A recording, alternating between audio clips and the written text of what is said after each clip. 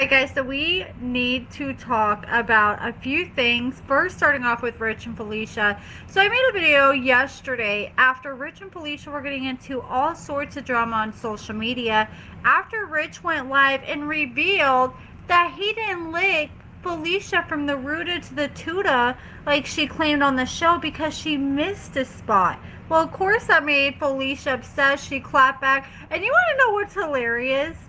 I didn't notice this till this morning. So I shared this in my last video where Rich shared to his stories.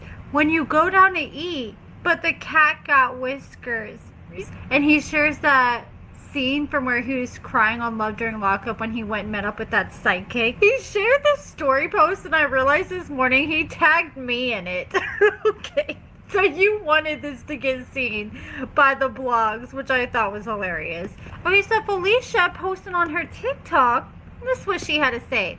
She said, "You a whole man out here, crying on TV with a prostitution charge. It's hard for you, bitch. You needed an opportunity and I gave you one. Now kick rocks. Yeah, it's been by Felicia. Weirdo move around." Okay, I wish people would start using punctuation more. I hate these run-on sentences. "Now kick rocks. Yeah, it's been by Felicia. Weirdo move around. Stop riding my coattails. Give it up, unk. You a peon, a prostitute, a popcorn cornball. You not pee, you mad, you can't F with me. You not pee, you mad, you can't F with me."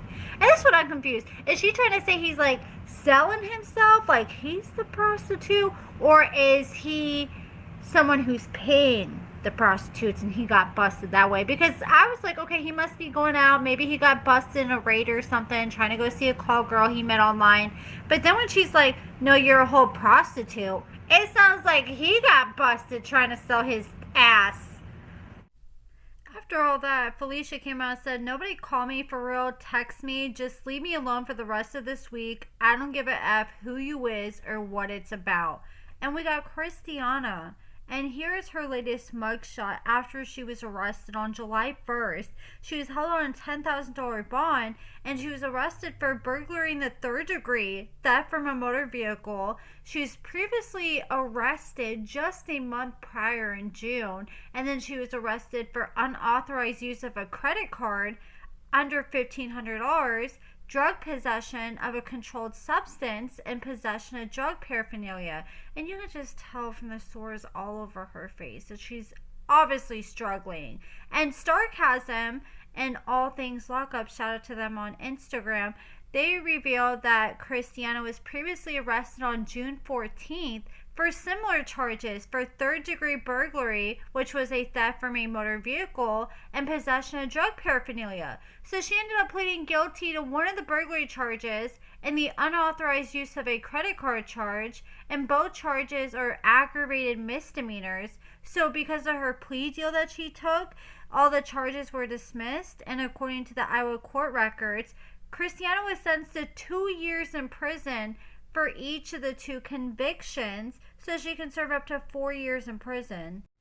We got Kristianna going to prison. We got Josh. He just got sentenced to 25 years in prison. So I couldn't even find that many pictures of Josh and Cheryl because their season was a while back. But he ended up getting in trouble, Josh did, back on January 26th of 2026.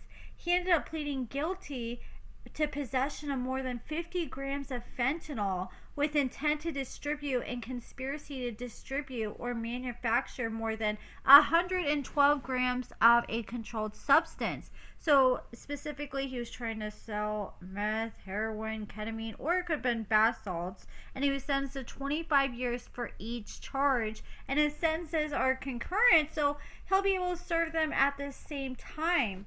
And he has one of the biggest sentences. I think Sarcasm did a breakdown of like the people who were on the show that got the biggest sentences, and I believe Doug, who was with Rachel, he had the biggest prison sentence, and Josh was like right behind him. And you guys know Mandy and Maurice, how they've been going back and forth on social media.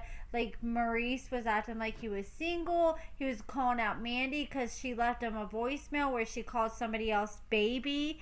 And it seemed like she was starting to finally possibly move on from Maurice, and Maurice was trying to move on too. Well, and then she posted a picture, then posted back up with each other. It looks like they're hanging out together in a hotel room. But I can't tell if this is recent or if this is old, because he is standing up, unless she's like helping hold him up, or I don't know, because I do know that he can drive with one of his legs, so I don't know if he's able to hold himself up this long since he's in his wheelchair now. But these two, I can't keep up with these two. One day they hate each other, next they're back like nothing ever happened again, and Maurice will block me acting like he's about to spill the tea, and then I'm blocked again the next day.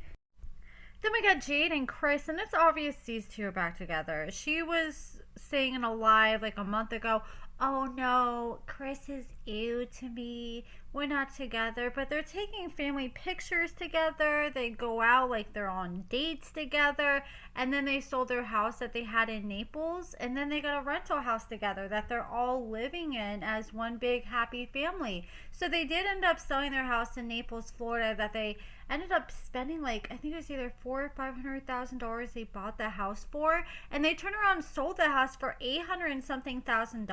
So it's like they made over 30% off their home. That they made a nice little chunk of change off that home that they turned around and sold, and they're temporarily staying in a rental home. According to Starcasm, they were able to find out that they're staying in this rental home that's not far from Naples. But they were talking about just picking up and moving out of Florida completely and getting out of the state, because they said that there really is nothing left there for them and that they hate staying there. And I know Chris was kind of struggling not having any family out there, and he opened up about that in a live stream, because he said like really he doesn't know anybody outside of Jade and her friends and her family. But that's it for this video, guys. Let me know what you guys think about everything that we talked about in the comments below, and thank you guys so much for watching.